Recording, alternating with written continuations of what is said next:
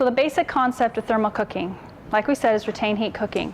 What we're going to do is we're going to have these two pots, either one or two pots. The idea is you're going to bring them to a boil because it's all about temperature and about volume. Okay? Temperature and volume are really, really important concepts in thermal cooking. You want to make sure that your pot is 75 to 80% full. That's going to maximize your efficiency. Okay? It's really nice because we have actually a second pot can go in, because this little thing is 7 liters, and that's a lot of food. Makes a lot of food inside there, the 7 liters. If you've got that 80% full, you're making a lot of stew. But what happens by having 2 pots available, now you're able to have 2 different dishes. Let's say I want to cook rice or something in this one, and a gravy, and meat and something in this one. And then I just want to make sure that they're 75 to 80% full. And that's to maximize efficiency. The most important thing to have with thermal cooking is obviously the book, correct? The book's really important because the book is about thermal cooking. It's the principles involved in thermal cooking. You should be able to do wonder boxes with it even. I've really tried to make this with lots of tips and information, more than just thermal cooking, but definitely thermal cooking, right? And I have a tendency to try and go a little bit on the healthier side, so I've tried to teach some healthy principles in it also. Hopefully you'll enjoy it. So far I'm getting good reviews back so far. So I want to hear good reviews. I don't think I want to hear the other ones, but send me all the good ones you want, right? The next thing that would be really important to have is obviously a thermal cooker. That's the second most important thing. Whether it's a stainless steel version, a wonder box, a basket with blankets and towels and sleeping bags wrapped around, right? Or a cooler, same thing. You could do it. A cooler would be a great insulator. The book will teach you how to do this with other things too, because that'll fill up and feed people for only so far. But if I have baskets or boxes or coolers, then I can help people and make more food and make lots and retain the heat, save on fuel, save time, and make it work in an emergency. Does that make sense? Okay. Okay, good. So the next most important thing after the cookbook and the thermal cooker is a thermometer, because it's all about temperature. If you know the temperature going into the thermal unit, then you can, you'll know how long it can stay in there before it needs to come out and you need to eat it. Okay? And we're going to start by boiling point. What's our boiling point here at this elevation? 205. Yes, exactly. Dave knows. Very nice. I was in Idaho Falls, when I was in Idaho Falls a couple weeks ago. I'm like, okay, so you get all my information for Salt Lake City. But now I know Idaho Falls is 202. So temperature. It's really important to have the temperature, you know what the temperature is. If it's boiling, and I know it's boiling, am I going to worry about taking the temperature every single time? No, because I know where my starting point is. These units will lose 4 to 5 degrees an hour. Okay, so if I calculate at 5 degrees, because my math skills are limited, and I want to have that in there 8 hours, what's my temperature? If I start at 205, I go 8 hours. After 8 hours, it's going to be 165. Okay, what's the danger zone? Does anybody know? 140. Just go with 140 and we're all good, right? Okay. What happens after 10 hours? I'm so busy, I don't get back for 10 hours, and I'm like, oh no, what do I do now? I haven't been there for 10 hours, and I check my food. I'm going to check the temperature, right? Because realistically, if I met all the criteria, it still should be hot enough in there. Wonder if it's at 140 when I go back. Do I have to throw it away? Nah. What I'm going to do is I have 2 hours. I can either eat it, I can reheat it to 165 degrees internal temperature, or I can get it in the refrigerator and cool down. Okay? So those are some safety things. The thing that I found in researching was with the thermal cooker, you do need to be aware of safety, the temperature, because you're decreasing in temperature, and bacteria starts to grow after it gets under 140. So make sure that you're aware of your temperature, or it can, depending on what food you've got in there. Yes. So if you were going to reheat it, would you reheat it to boiling? Up to 165 internal temperature is what the guidelines are, the government guidelines. So technically that's not actually to boiling. Okay. But that was the government guidelines. Am I going to stick it on there and probably walk away and it's going to be boiling before I know it? Probably. Yeah, I noticed that today when I was cooking the food. I was going to time it just right? 10 minutes for one, 15 minutes for the other. And I got on the computer and I have no idea how long your food boiled. But does it matter? I don't think it's going to matter one single bit. We're going to find out. I have a feeling they both boiled about 10, 20 minutes, but we'll see. So I have electricity now, I can use it, right? I guess. So thermometer, make sure you have a thermometer. We're going to talk about the other one. Do you guys have ultra gel? Do you want to bring a bag? We can bring a bag over. I'm going to talk about that in a bit. The ultra gel is the fourth thing that I would have with a thermal cooker, and in just a minute I'll explain why. Okay, so basic concept, you're putting this stuff in here, know the temperature, the volume's important.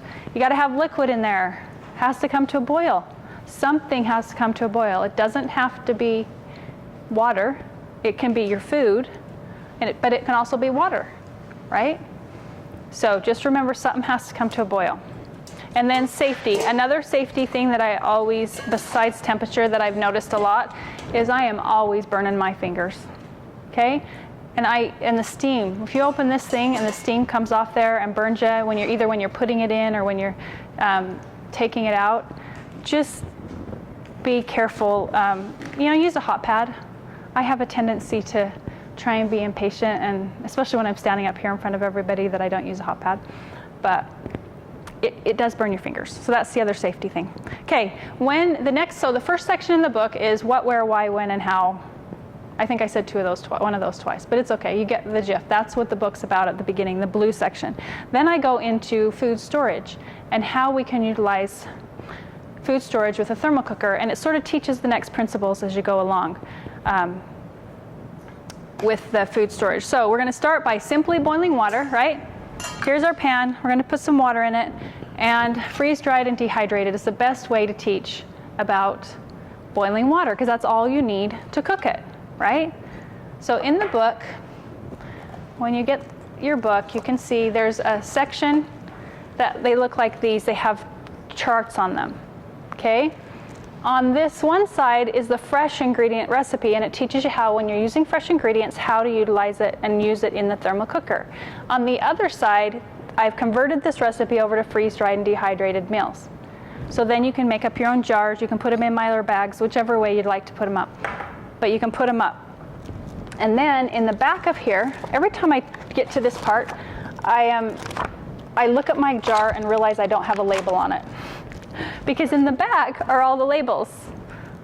So I haven't put one on this. This is white chili, and I've been shaking it like a lot so it doesn't look pretty anymore. But in the back is a page with white chili recipe labels on there. So once you can make copies of this and put them on your jars or your bags, and then when you go to grab this off the cupboard, you don't need to have your book. You don't have to go round up your book to figure out what to do. Everything's on the jar. Okay? I just thought that was a pretty important part of making sure those are there. There are 12 of these recipes in here. Some I like better than others. I really worked on the flavor, because to me, if you open, I remember getting recipes one time and I made the recipe up of some kind of a dehydrated thing, and there was no flavor in it. And so I tried to make them flavorful for me. Make sure and test them before you actually make up 12 of them.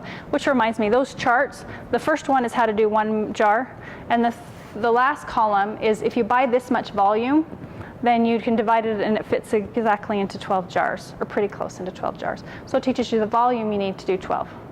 Okay? So anyway, I hope that's helpful. So water, that next section is all about water. Yes?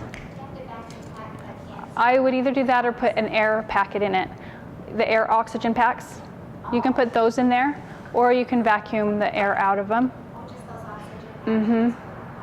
Yes. What I would do there's a place on the label that says expiration date. What I thought, there's probably somebody that technically could tell you exactly what to do. What I would do, what I've thought through and the way I researched it was look for the first item in there to get expire, and then put that on the date. Okay, that's what I would do.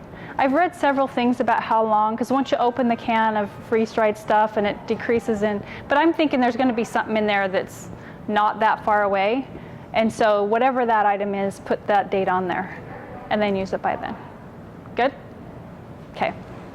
The next section, you've all seen the meal in a bag, right? I thought that was a really cute concept, so I thought let's call it meal in a bucket. Okay, so I found these cute little buckets in an industrial container, And they're really not very efficient because they're so small. I could only fit 1 meal in there because these pots are really big. So I had to go find more boxes that were bigger to hold all the cans in there. So this is more like a 90-day supply. Okay, it's got cans, pasta, homemade stuff, right? It's more like a 90-day supply in this next section. And we'll talk about how to, we're going to talk about some of this stuff as we go. But the thing I want to really cover is thickeners in this section, because what I've done in this section is added more information. So we talked about just boiling water, and now we're going to do more. As I was thinking through the book, I thought, okay, we have to bring something to a boil, so let's thin down our recipe, and then let's thicken it back up, right? After we get it to a boil, throw some kind of thickener in at the end, and then it's sort of thicker. I found a lot, it's doable, and I have recipes in there that teach that concept. There's a lot easier ways to do it than that I have learned through time, and they teach those too. I have a perfect example of this one is chicken enchiladas. How do you make chicken enchiladas in a thermal cooker? I figured it out. Make the sauce, slowly bring it to a boil, simmer, okay? Technically it's gonna be a simmer, not a boil. I don't wanna scorch the sauce. And then and then at the very end, I'm gonna add cheese, which isn't boiling, right? So that's obviously gonna drop my temperature. And then I also, instead of added flour tortillas, I add tortilla chips. And they actually act as a thickener. You don't really need to add another thickener after I got used to it. I don't remember if the recipe actually has thickener back in it, but definitely the tortilla chips help thicken it. And it's sort of a goopy casserole type of thing when it's done. My kids love it. My kids love it. I'm not a big corn tortilla person in something like that, so I don't really necessarily like it, but they love it. They're happy if I make it. So that's adapting. So how long is that going to stay in? Is it going to stay in 8 hours? No way. No way. I've dropped the temperature by adding cold cheese, or most I could get it is room temperature. And then the tortilla chips aren't cooked either, or not hot. So it's going to drop my temperature, so I'm probably 4.5 hours at the most. I'd need to be eating that dish then, okay? But it's doable. So thickeners are really important. Did you know that cornstarch, if you leave it in something warm for a long time, loses some of the gelness to it, the thickener? I didn't either.